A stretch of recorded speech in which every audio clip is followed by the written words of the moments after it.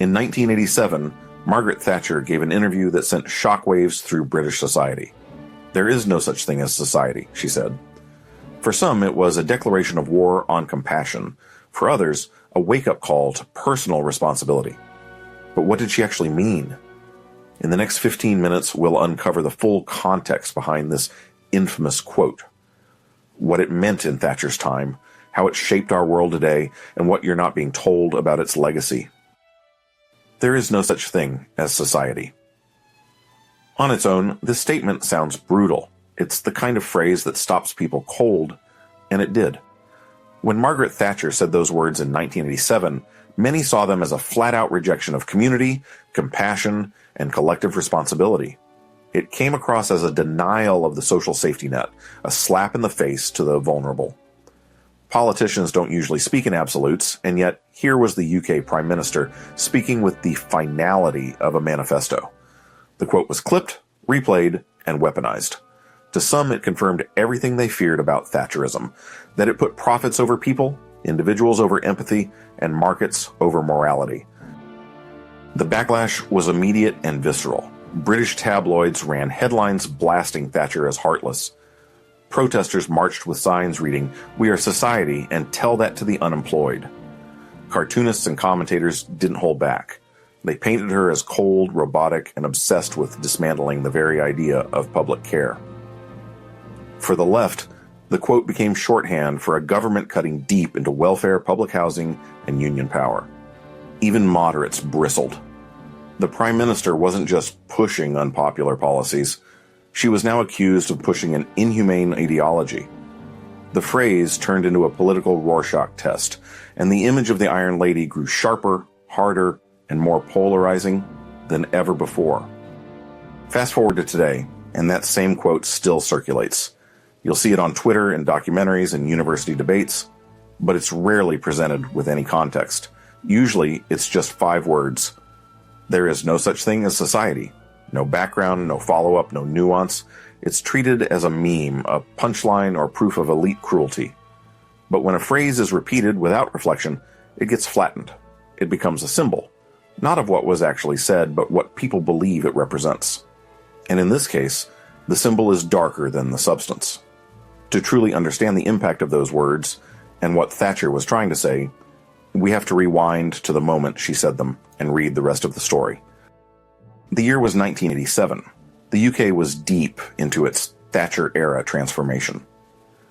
And in a now-famous interview with Woman's Own, a magazine known more for recipes than political philosophy, Margaret Thatcher was asked about personal responsibility and the role of government. Her answer was long, passionate, and eventually distilled into a single incendiary sentence. But before we get to that moment, it's worth noting the tone of the piece. This wasn't a press conference or a parliamentary speech. It was a lifestyle interview. Thatcher was talking directly to women, to families, to the average reader who might be struggling with day-to-day pressures. And that's where the infamous quote comes from. Not a declaration of policy, but a moral argument, one that's rarely read in full. Here's the full quote. "They are casting their problems on society. And who is society? There is no such thing. There are individual men and women, and there are families. And no government can do anything except through people. And people look to themselves first. It is our duty to look after ourselves and then also to look after our neighbor." Read that way, the meaning shifts. This isn't a rejection of community. It's a call for personal agency. Thatcher wasn't denying the existence of society. She was challenging the idea that it's some abstract entity responsible for solving every problem. She believed society was people, acting, working, helping each other. The quote, in full, reads less like an attack and more like a moral provocation, but the damage of the soundbite was already done. At the heart of the quote lies a philosophical paradox. On the surface, Thatcher's message is about personal responsibility, a push against victimhood and passive reliance. But the language she uses to make that point seems to erase the very fabric that connects people. There is no such thing as society doesn't just sound provocative, it sounds like a rejection of mutual obligation. So what are we left with? A demand for accountability, but without a shared safety net. This tension between self-reliance and social cohesion is the foundation of a much larger debate, one that pits individualism against collectivism, autonomy against empathy. And in Thatcher's worldview, the individual always came first. Thatcher didn't invent these ideas. She was shaped by the free market thinkers she admired, especially Friedrich Hayek and Milton Friedman. Hayek warned that collectivism, even well-intentioned, leads to tyranny. Friedman championed free markets as the only way to preserve personal freedom. Thatcher internalized these lessons. To her, self-reliance wasn't just an economic principle, it was a moral one. She believed dependency weakened character. Government should provide structure, but not solutions. A society based on entitlements would, in her view, erode both dignity and initiative. That's why she didn't speak in policy terms during that interview. She spoke in ethical terms. Her economics were always rooted in a story about human nature.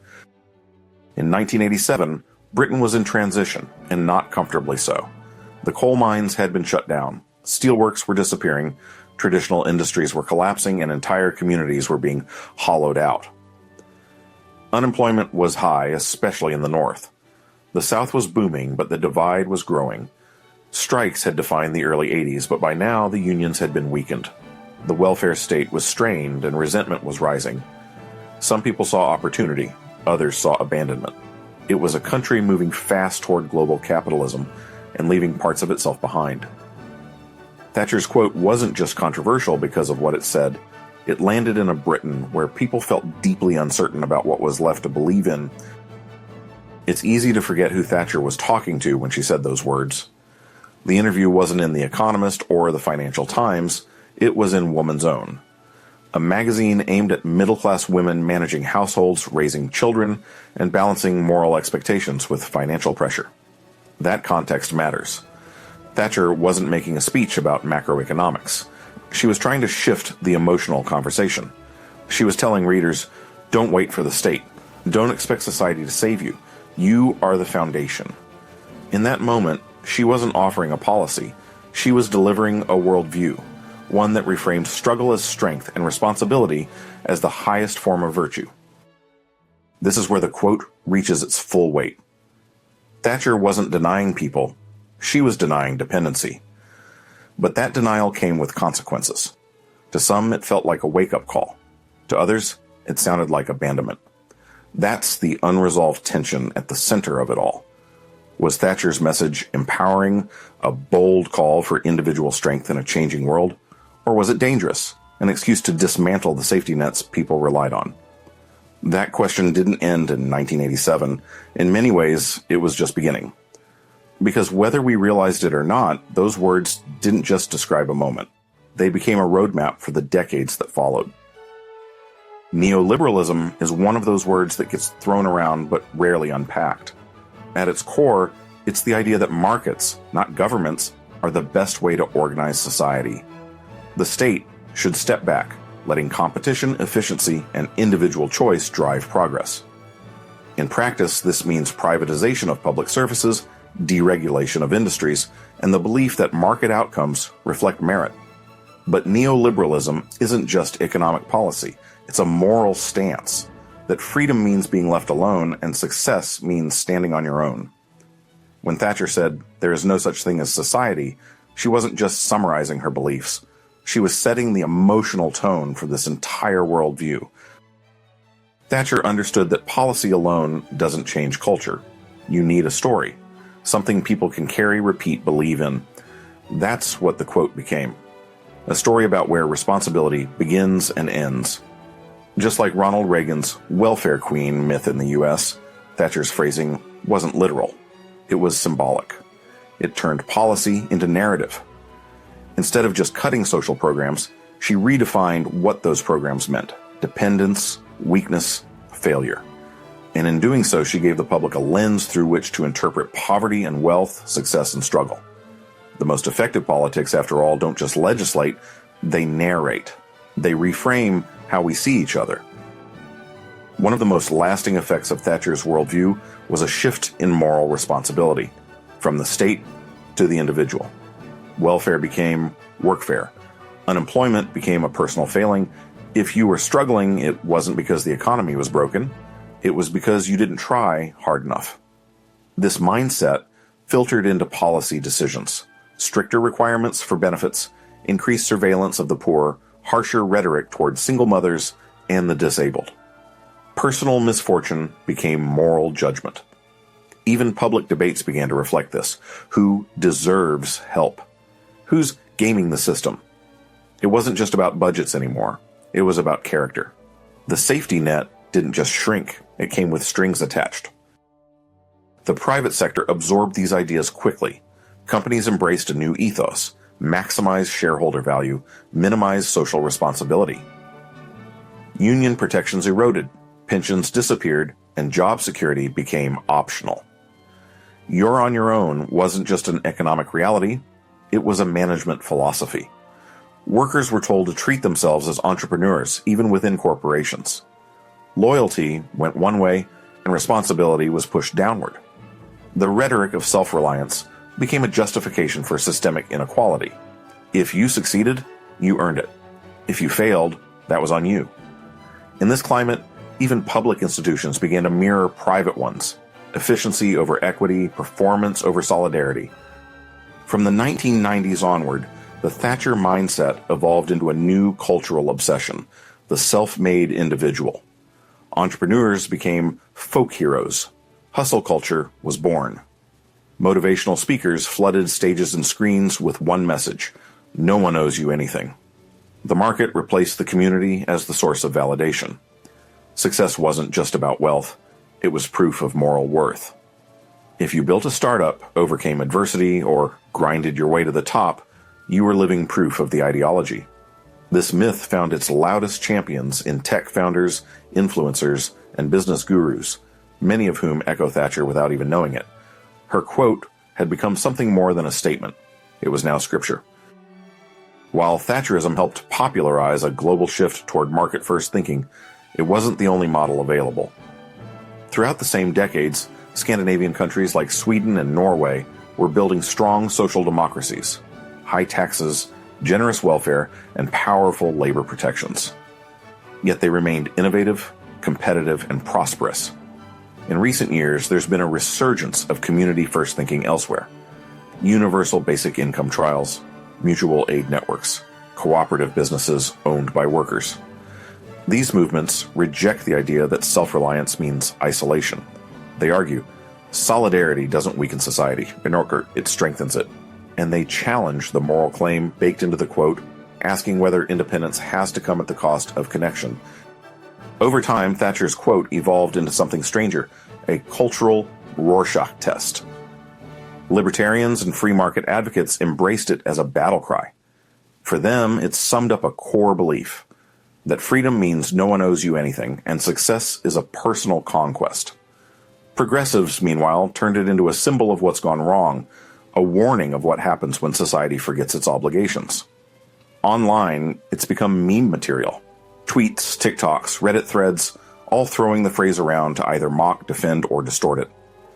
But what's often missing is the nuance. It wasn't meant to be a meme. It was meant to reshape how we see ourselves and one another. As the culture of radical individualism took hold, the emotional consequences quietly piled up. In recent decades, loneliness has surged across age groups. Studies show people have fewer close friends, less community involvement, more feelings of isolation. Mental health issues from anxiety to depression are at all-time highs in many developed countries. Even among the so-called successful, there's a sense of burnout and disconnection. The promise was freedom, to build your life your way. But for many, that freedom has come with insecurity, precarity, and a quiet sense of being completely on your own. The system may reward independence, but it's also left millions to face struggle in silence. Then came COVID-19, and everything Thatcher's quote implied was suddenly stress-tested in real time. Governments that had spent decades dismantling public infrastructure found themselves scrambling to rebuild it overnight. Slogans like "we're all in this together" rang out, but rang hollow in places where health systems had been underfunded and social bonds frayed. The crisis revealed how much we do rely on each other, on nurses, delivery drivers, teachers, and neighbors. In many ways, the pandemic exposed the blind spot in Thatcher's worldview. When crisis hits, society isn't just real, it's essential. And without it, even the most self-reliant individual is vulnerable. Whether we agree with the quote or not, we're living in its shadow. Our workplaces, our politics, our self-worth, all shaped by the belief that independence is everything and interdependence is weakness. We hear echoes of it every time someone says, just work harder, or no one's coming to save you.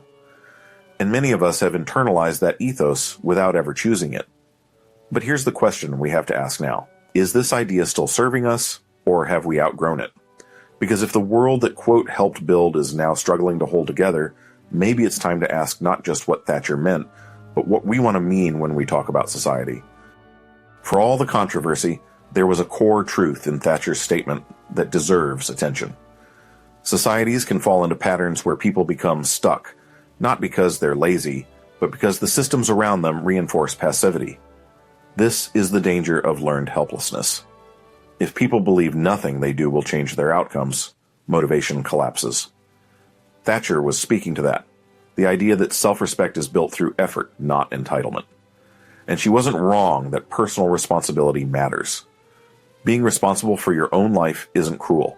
In fact, it's as empowering when people have real tools and real choices. Her mistake wasn't in urging independence. It was in assuming that's where the story ends. Thatcher treated society like a myth, but she underestimated how deeply human beings need each other. We're not just economic actors. We're social creatures wired for cooperation, care, and reciprocity. Yes, dependency can erode agency, but isolation breaks people just as fast. In truth, community is often the source of resilience. A support network isn't weakness, it's infrastructure for human survival. And when things fall apart, from job loss to illness to global crisis, what gets us through isn't radical individualism, it's collective strength. Thatcher wanted people to take responsibility for themselves, but what she missed is that we take responsibility better when we do it together. Imagine if the quote had been phrased differently. Not, there is no such thing as society, but something like, government can't do everything, but together people can do anything. It would have carried the same push for personal agency without the moral isolation. Instead, Thatcher framed the issue in stark terms, cutting off the idea that collective effort even existed. That framing mattered. Because when a leader says society doesn't exist, it doesn't just shift policy, it shifts the emotional tone of an entire era.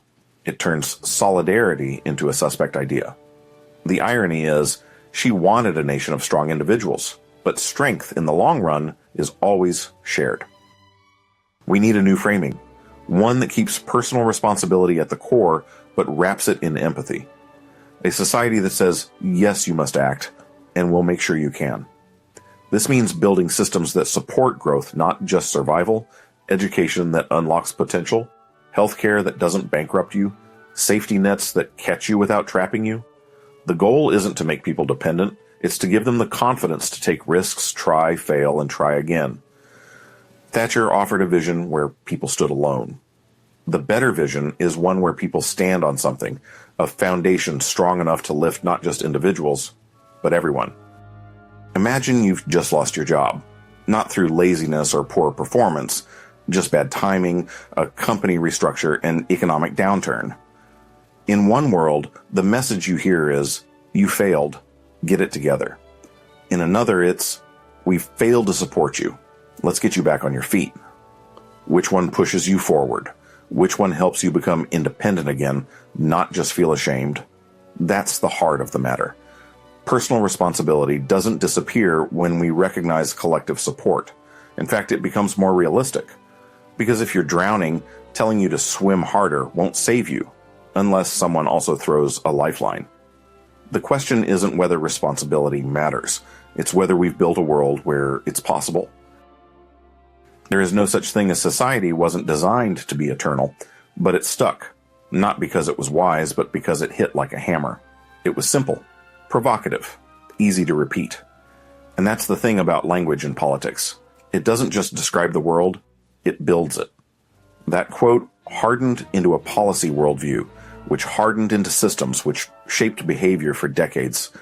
And when systems reflect a single idea, that you're alone, that no one owes you, they replicate that belief over and over, in job centers, in healthcare, in education. The power of that quote wasn't just rhetorical, it became structural. And it didn't end in 1987. We're still living in its shadow. Thatcher was right that personal responsibility is non-negotiable. No system can thrive if people refuse to participate in their own progress. But denying the idea of society is like denying the air we breathe. It may be invisible, but it holds everything together. Every personal triumph, every private decision happens inside a web of infrastructure, community, and shared consequence. We are never only individuals. We are part of something. And when that something is strong, individuals become stronger too. That's the final paradox. The best way to empower people isn't by isolating them. It's by making sure they never have to stand completely alone. Thatcher gave us a sentence. The world built a system out of it, and for a time it seemed to work, at least for some. But the cracks have widened. The loneliness, the insecurity, the constant pressure to do it all alone, these aren't just personal struggles. They're structural consequences of an idea that went too far. So maybe the real question isn't whether society exists. Of course it does. The real question is whether we're brave enough to rebuild it, consciously, deliberately, together. Because someone has to say it out loud in this era of disconnection. We owe each other everything. Before you go, I'd love to hear what you think. Do we still live in the world Thatcher helped shape? Or are we finally starting to move beyond it? And how has the idea of no one owes you anything shown up in your own life, for better or worse? If this made you think differently, consider subscribing. This channel is all about unpacking the ideas behind the headlines, the phrases we hear, repeat, and build systems around. A like helps more people find it, and your comments keep the conversation going.